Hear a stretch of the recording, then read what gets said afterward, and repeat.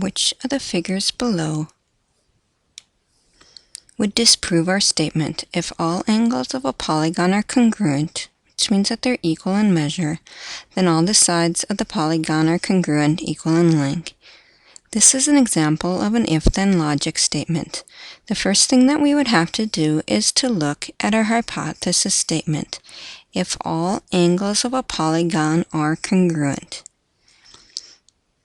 Looking at our 5 figures below, which of the figures have congruent angles? We can see that we have a square which has 4 90-degree angles, so our angles are congruent.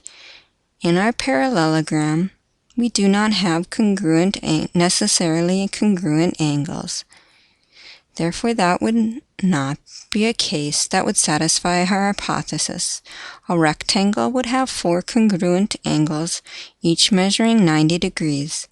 Our rhombus, although it has 4 equal sides, does not necessarily have those 4 equal angles, so would not satisfy our hypothesis.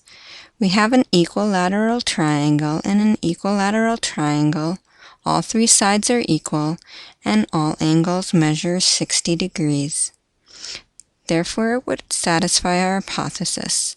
So based off of our 3 figures that satisfy our hypothesis, we now want to know which of those 3 figures would disprove the conclusion that all sides must be congruent. Well, in a square, we have 4 equal angles and 4 equal sides, which would not disprove our statement. In an equilateral triangle, we have 3 equal sides and 3 equal angles, so it would not disprove our statement. Finally, our rectangle, it does have 4 congruent angles, but it does not necessarily have 4 congruent sides.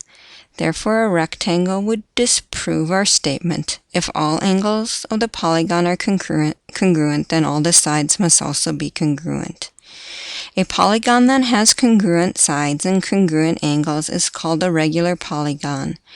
Therefore, a square and an equilateral triangle are regular polygons.